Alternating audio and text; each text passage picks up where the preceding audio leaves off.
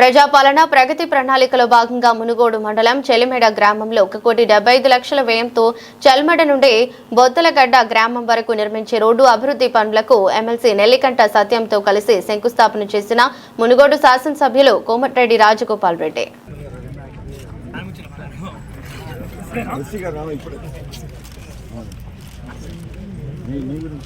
ఎన్నికల సందర్భంగా కొన్ని రోడ్లు టెండర్లు శాంక్షన్ చేపించారు కానీ 3.75 మీటర్ల సింగిల్ రోడ్లే వాటిని ఆపి సంవత్సరం పాటు ఎమ్మడిపడి వాటన్నింటినీ డబల్ రోడ్ చేయించారు.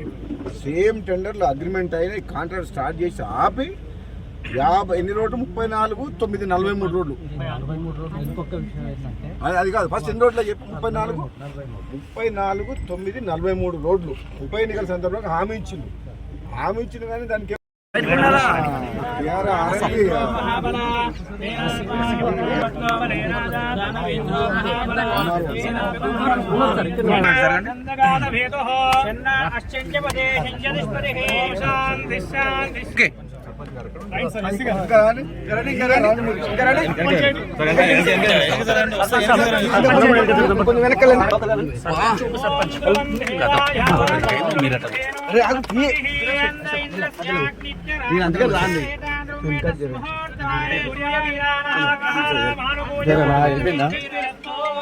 అయిపోయినా